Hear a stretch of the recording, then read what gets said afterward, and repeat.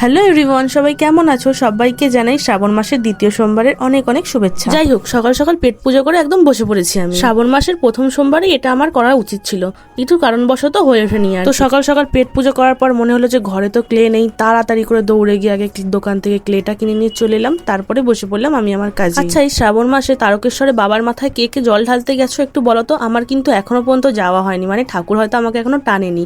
যেদিনকে টানবে আমি একদিন যাবো, আমার তো খুব যাওয়ার ইচ্ছা আছে একদিন। প্রথমে আমি ভেবেছিলাম যে একটা শিব ঠাকুরের ছবি আঁকবো, তারপর কি জানি কি মনে হলো যে একটা মূর্তি বানিয়ে দেখাই তোমাদেরকে শিবলিঙ্গের। তো যাই হোক, তোমাদের সঙ্গে কথা বলতে বলতে কিন্তু আমার অনেকটাই প্রায় হয়ে এসছে, খালি এবার কালার করার পালা।